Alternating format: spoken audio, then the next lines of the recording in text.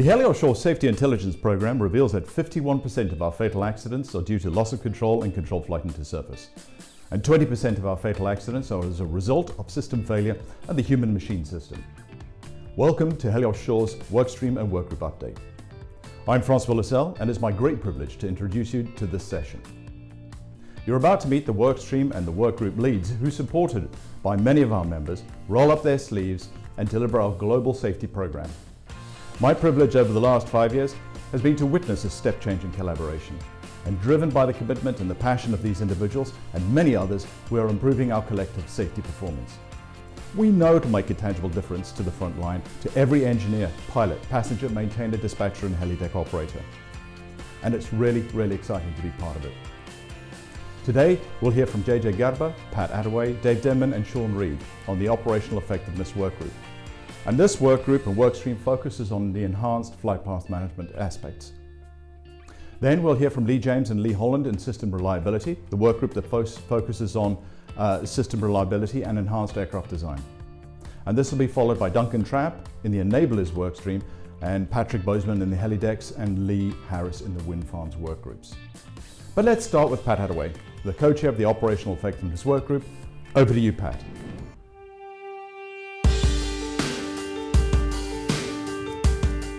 Hi, I'm Pat Attaway, Director of Operations at PHI Americas. I'm also the Operational Effectiveness Co-Lead with my partner, JJ Garba.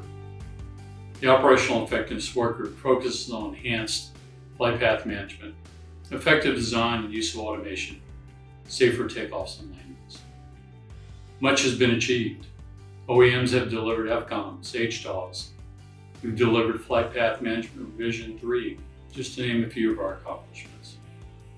But without implementation, without driving this work to the front line, we won't meet our shared industry goals of no lives lost in offshore aviation. So, over the next 6 months, let's do the work. Let's follow the path HeliOffshore has set and use the implementation methodology and toolkits to help us in every organization meet our goals. In 2025, I hope our industry will not be talking about implementation, but we'll be working from a robust set of recommended practices, honed by your feedback, improved by all of our learners. I hope we'll look back on today and say we rose the bar on safety. I hope we'd be like the airlines flying in Albuquerque. Look in the back, all the passengers are asleep because they're confident in the service the airline provides.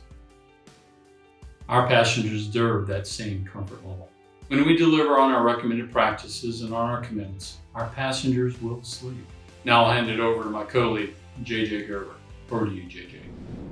Thank you, Pat. Our passengers will one day enjoy that service.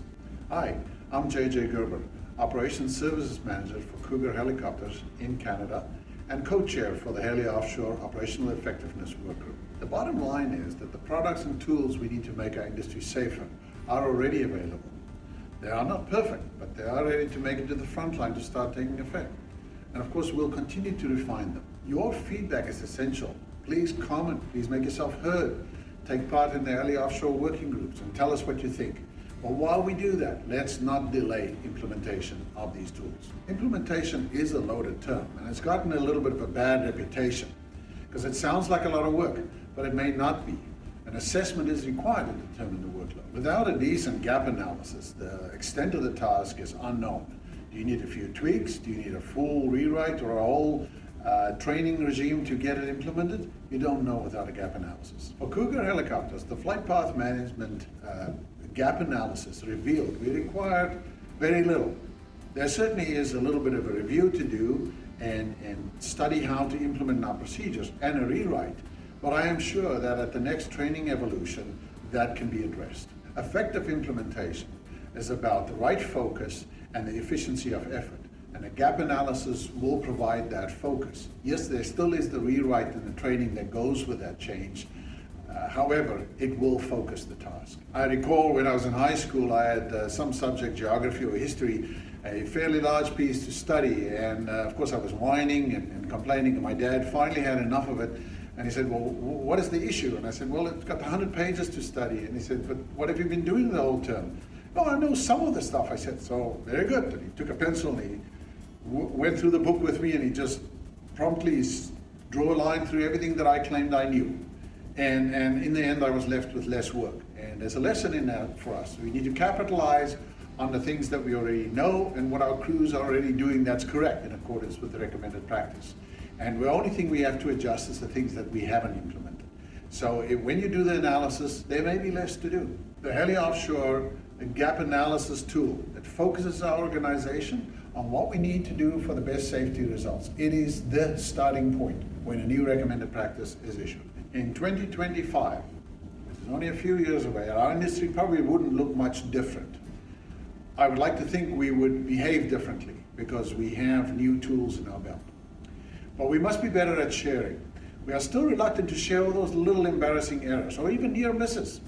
They can help somebody else. Let's get away from only discussing the obvious events. You know, sometimes it feels like we share because we believe folks will find out anyway. And so let me get ahead of that. So let's get past that. And as we work through these various RPs in the HeliOffshore arsenal, let's be keen to discuss the mistakes we make, the little things we learn, so that the learning process for everybody gets shorter. In 2050, I imagine our industry will be different. Maybe we'll be winding down from that heavy oil and gas industry, but there'll still be some platforms. And of course, wind farms. There will always be search and rescue as long as there's oceans or mountains. And perhaps our transportation will be more automated, more electric, quieter. But even if there's an effort to remove one pilot from the cockpit, or automate maintenance, or the passenger loading process, at some point a human is in the chain. And we make mistakes. So we've learned some very expensive lessons over the last few decades at a very, very high price to our industry and to lives. And let's not forget those lessons. How do we take those learnings that we have from today and coming in the next decade or two to 2050, even if it is only manufacturing, software, or servicing? Thank you for your attention. Over to you, Francois. Thank you, Pat and JJ. Well, I think that was all loud and clear to all of us. Implementation is the key enabler to unlock that paradigm shift. It will enable effective implementation of recommended practices, and it will allow all stakeholders to start having an aligned conversation about where we should place our effort and our resources to make a difference. And it allows operators to analyze how they are performing on their implementation journey.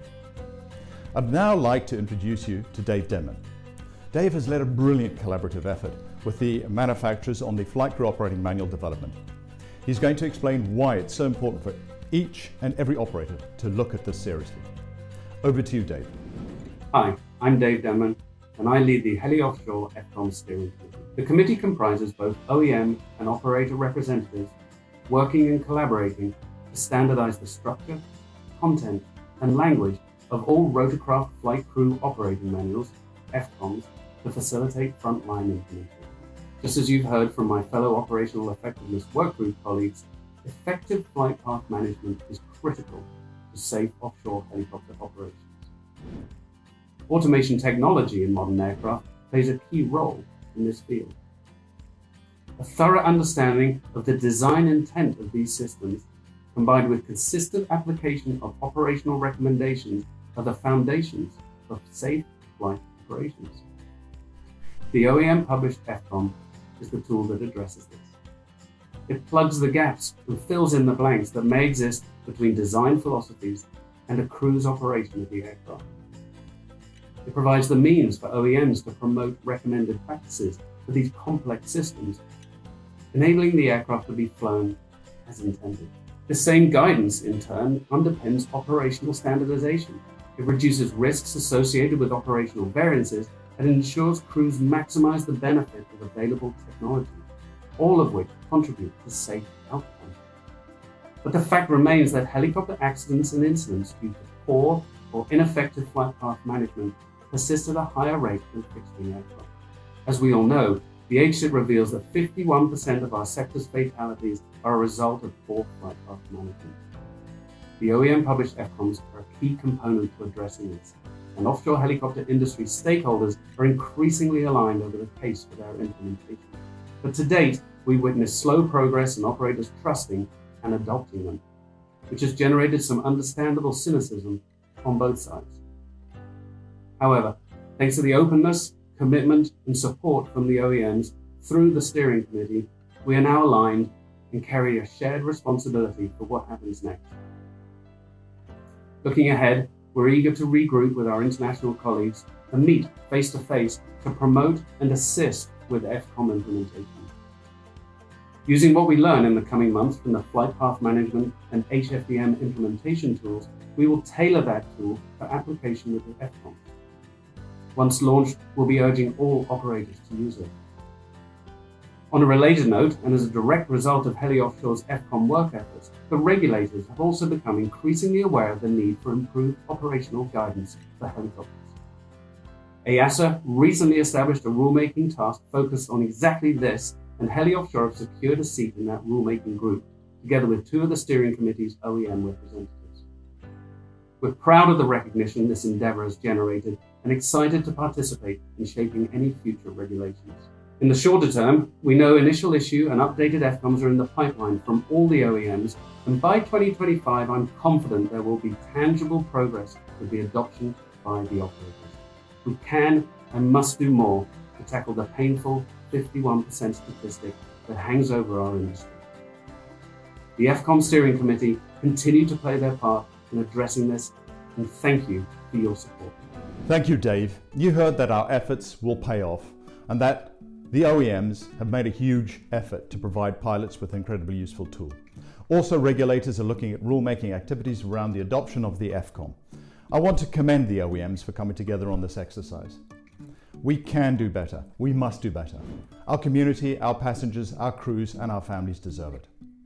Now I'd like to introduce you to Sean Reed, who is incredibly fortunate to be living and working in the Caribbean. Sean is the lead for the Flight Path Management Workgroup and working with the team to start the 3rd revision of our Flight Path Management Recommended Practices. Sean will highlight why this work is so important and the collaborative approach that will enhance flight path management and bring a lot of operators closer to using collective data combined with the work from the FCOM Workgroup to assist in effective flight path management. Over to you, Sean. Hi, I am Sean Reed. I am a senior training captain at Bristol and HeliOffshore Flight Path Management Co-Chair. We have to speak from the science. It's the only credible way to align interests and collaborate in a meaningful way. 51% of fatal oil and gas accidents between 2013 and 2019 were due to loss of control or controlled flight into terrain, potentially due to flight path management. The flight path management recommended practices have come a long way since 2016. In fact, we are now formulating version 3 to improve safety performance through meaningful collaboration, innovation, and data-informed ideation. In the next 6 months, I challenge you to use the Flight Path Management Recommended Practices document, test it. This is your chance to step up and lead. Let's capitalize on the momentum to make a difference. Tell us what you think. We want to hear from you. We won't rest. We're drafting the next version and would like to include your data and observations. I see us 4 years from now seizing the opportunity to truly collaborate and standardize our procedures by overcoming the competitive and organizational cultural paradigms that hold us back so we can gather all operators on one page. Thank you, Sean. You've all heard this several times, and you will most likely to continue to hear it, certainly from me. Implementation is the key enabler. Get involved. Use it, test it, use the implementation toolkit we've designed to measure your organization against the recommended practices. Give us the feedback we need to improve on the next iteration. We'll now move into the System Reliability and Resilience workstream. And this workstream's strategic focus is that 20% of the fatal accidents caused by reliability issues. This statistic drives us to better understand how the human and machine interact and how we can equip the frontline maintainers with the data and the tools they need to do their job as effectively as possible. Lee James and Rob Pendle are the System Reliability Workstream leads, and we will now go to Lee, who will talk about the workstream activities and the plans for this year. Shortly after that, we're going to move across to another Lee, that's Lee Holland, who will then discuss why we have reframed our maintenance error work group into maintenance resilience and the importance around that. Lee, over to you.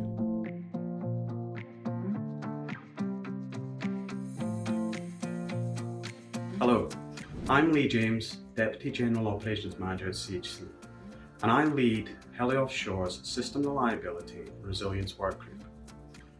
The System Reliability and Resilience Workgroup focuses on early diagnosis and resolution of potential failure, improving equipment reliability and effective maintenance.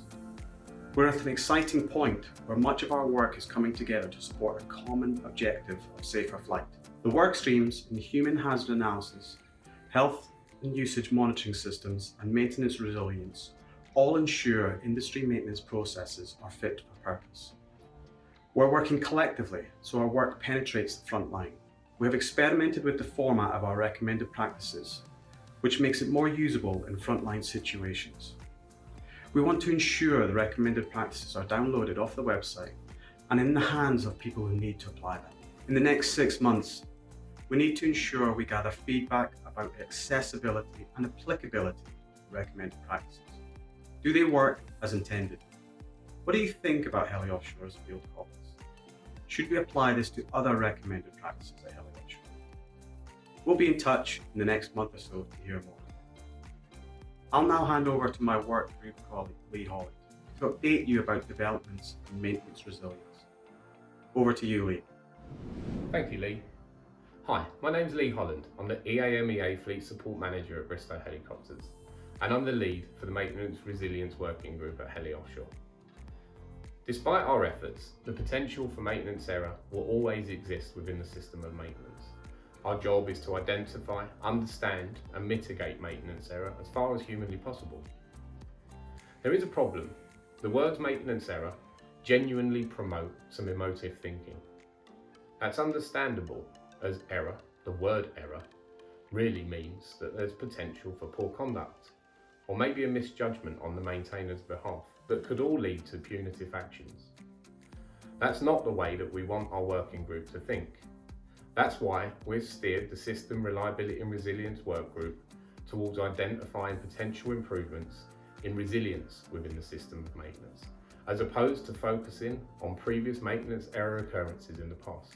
We must understand the difference between the desired outcome of a maintenance intervention and the actual outcome of a maintenance intervention. We need to focus on being positive, being forward-looking, and constructive actions being taken to improve on the safety performance within our industry. We must understand that part of our job is to better support maintainers on the front line.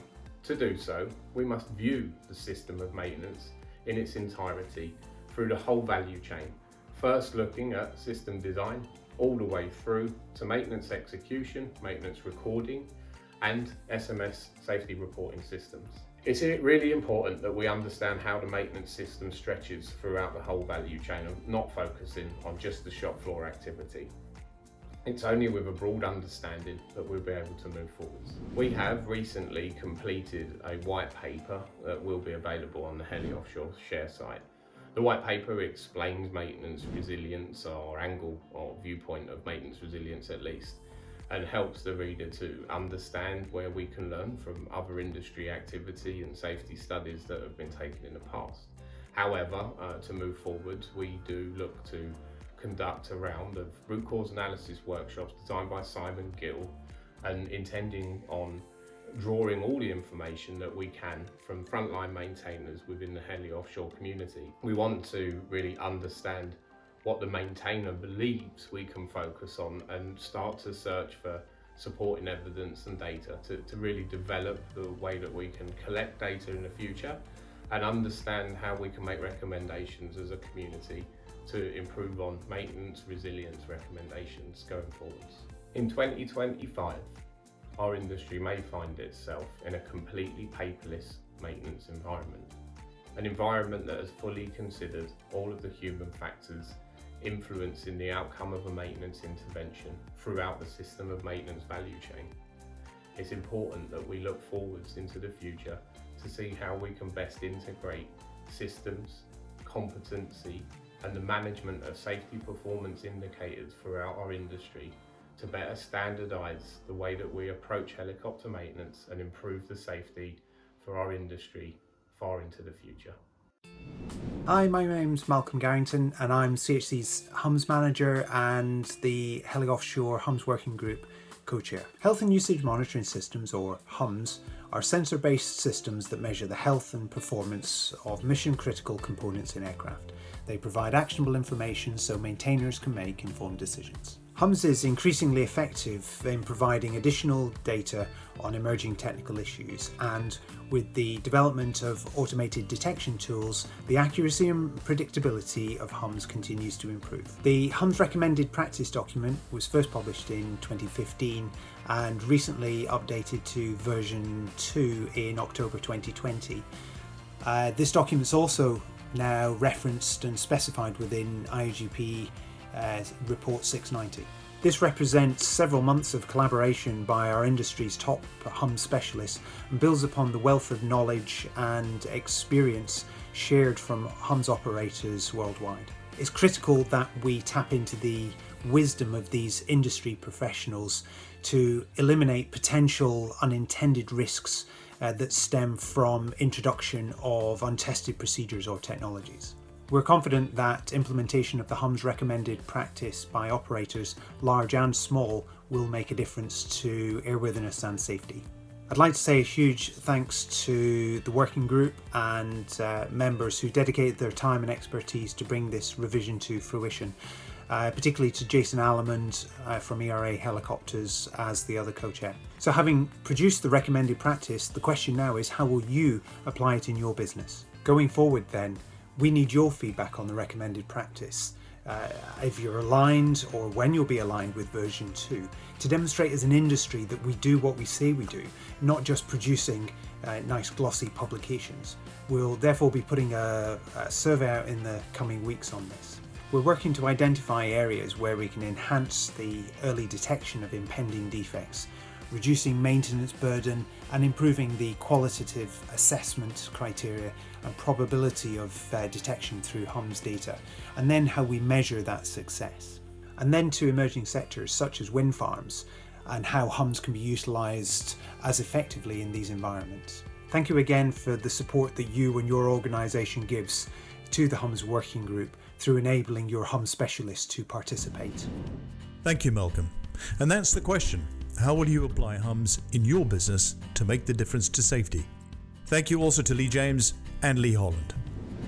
You heard it from Lee James on how we're working hard to ensure that the deliverables that are designed to cater to the front line to enhance implementation. For example, the field version of the HUMS recommended practices. And from Lee Holland on the work on the maintenance resilience and why it's so important to capture the right data and the feedback from the front line, which is crucial to this work, which will ultimately feed into our plans for competency-based training for maintainers and human hazards analysis. So find a copy of Lee Holland's white paper on the HeliOffshore space. Read it, share it, make time for your teams to contribute to this work, to apply it, and the feedback that we need to move forwards to a better data collection and shared recommendations.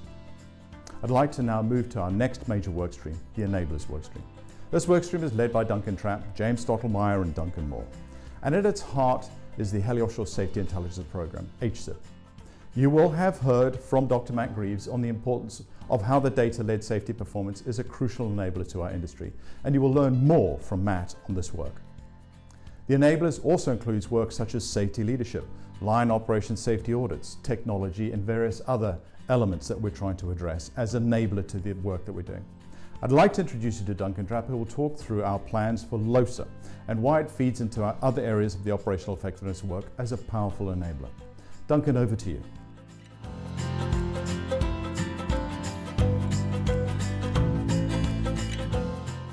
Hello, I'm Duncan Trapp, VP Safety Quality for CXC Helicopter, and at HeliOffshore I work on the Safety Intelligence and Data Workstream, as well as the new Insurance Subcommittee. LOSA stands for Line Operations Safety Audits, which are non-punitive, proactive safety programs based on anonymous peer-to-peer observations of everyday flight operations. Traditionally, they're an objective snapshot taken over around 6 weeks to observe and identify potential errors and/or threats that might occur during daily operations. LOSA offers a great degree of peace of mind when all is well, and also helps spot trends and areas for improvement. As well as peace of mind, we've also seen some unexpected insights. A recent example being that we completely revamped our approach to checklists to make them easier to navigate when interrupted, as LOSA identified they were too long and complicated. In the next 6 months, we'll extend our use of LOSA from areas already covered in the UK, the Netherlands, Australia and Brazil, to search and rescue in Ireland, and then to Norway, where we move to our continuous LOSA programme. At this point, LOSA simply becomes part of our ongoing assurance programme, rather than a snapshot in time. Might you join us? We currently compare our performance to fixed-wing operatives, like apples and oranges really.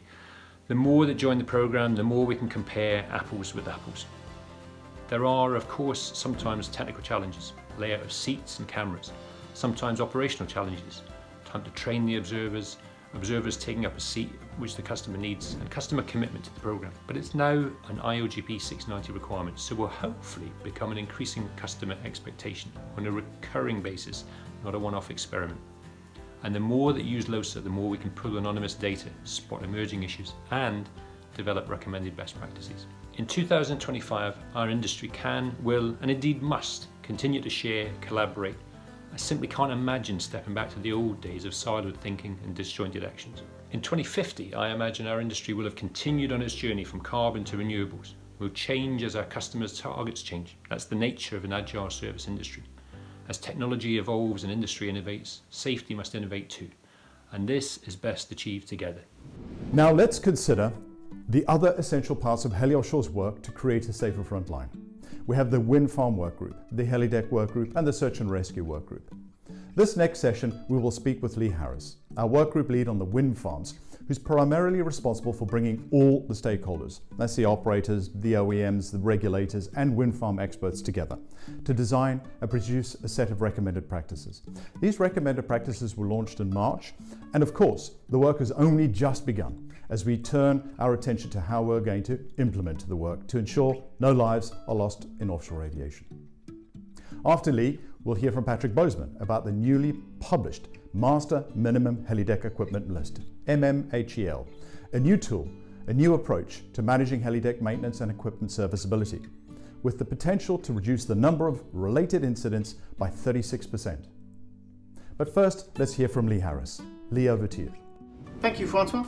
And hello to everybody from Denmark. This is Lee Harris from Siemens Gamesa Renewable Energy, and I'm the chairman of the Wind Farm Working Group. As we all know, the past 12 months has been challenging in many ways, but I'm also pleased to bring a positive news story, and for the Wind Farm Working Group, this has also been a very productive time. In March this year, we published the first wind farm recommended practices.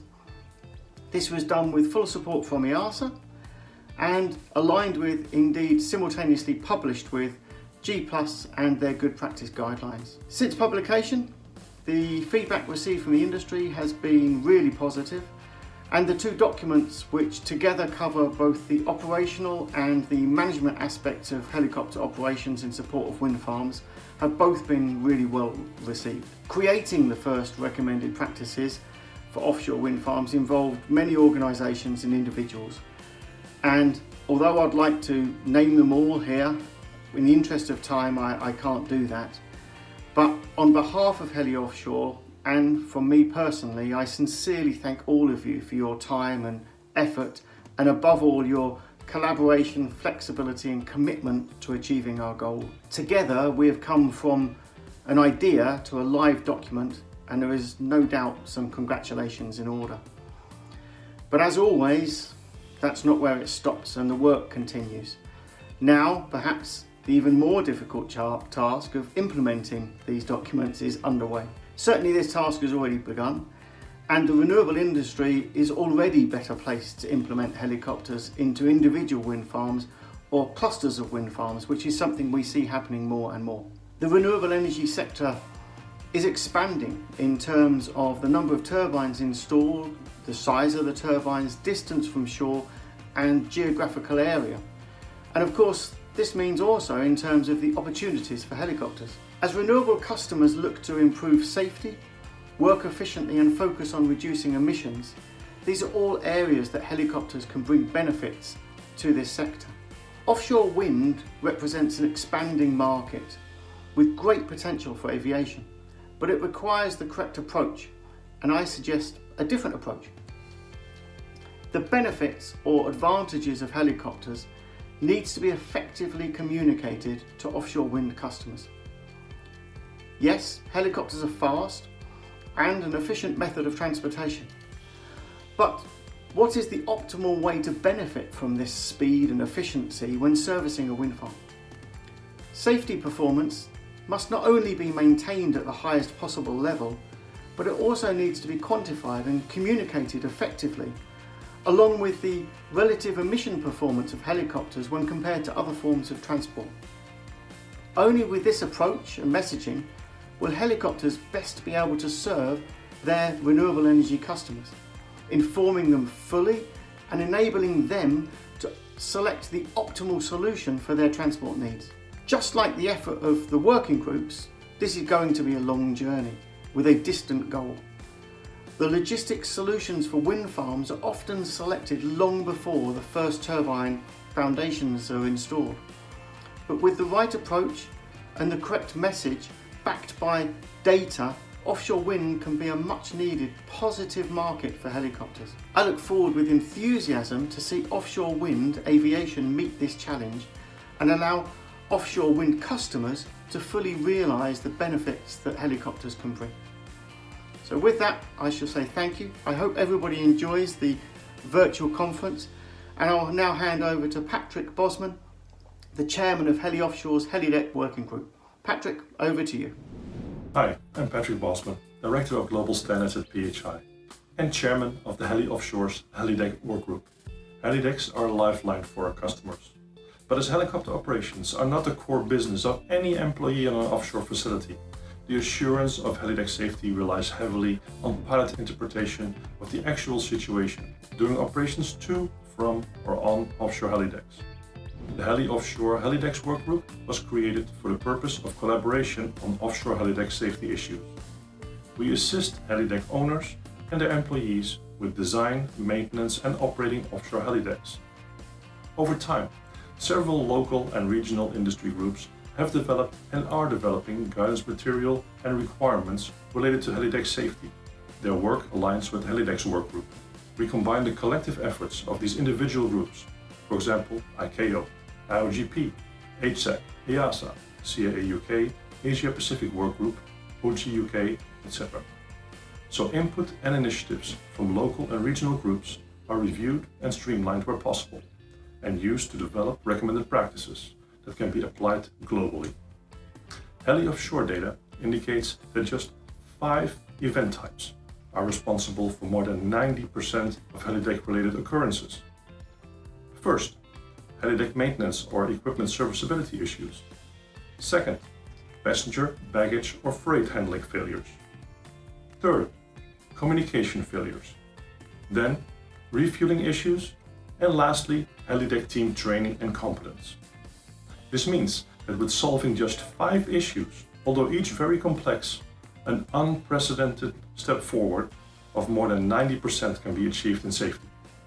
We are focusing on 2 initiatives.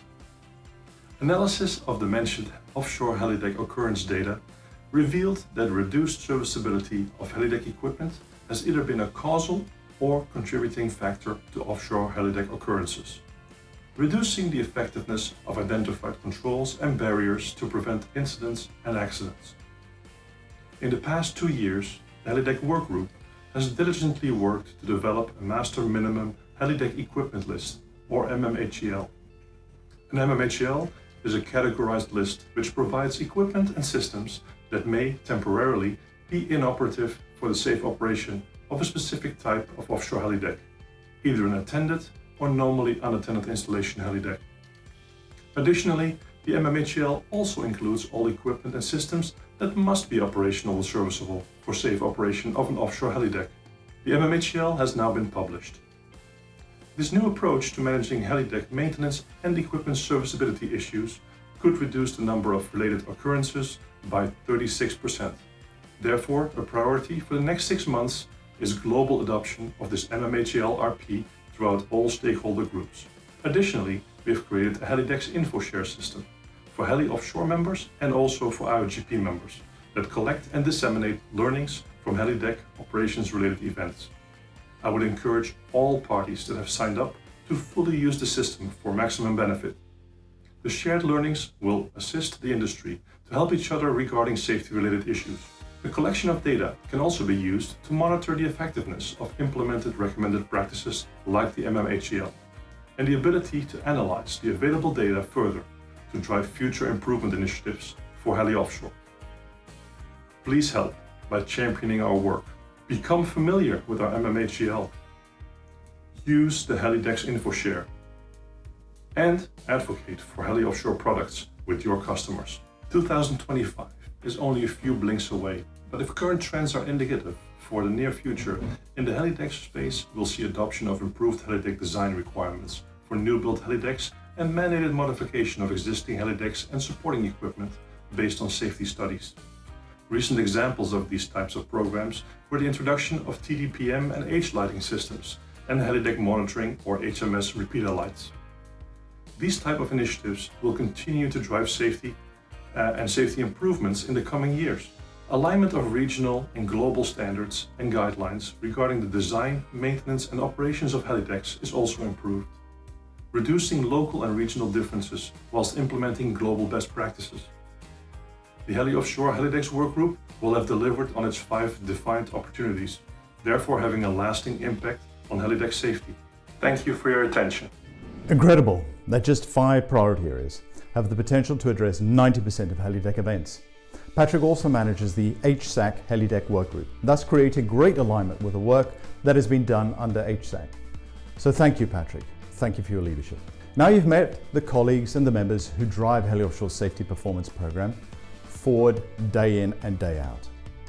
We didn't have time to hear from Rob Pendle in System Reliability, or Steve Jarvis regarding pilot monitoring, or Lorraine Cameron and John Parker on helidecks, Robert Bullion, Kat Reed on the HFDM, or Herman Straub on the flight path management. As an example, the list goes on. There are over 100 men and women involved in delivering a safer frontline through HeliOffshore's safety performance. And this is my heartfelt call to join us. Get in touch if you'd like to join a work group, if you have an idea, a recommendation or a contribution. And it's not just about the work groups either. You can serve a safer frontline by contributing data as an example, or supporting your team to take part, reading our recommended practices, and of course helping implement better practice.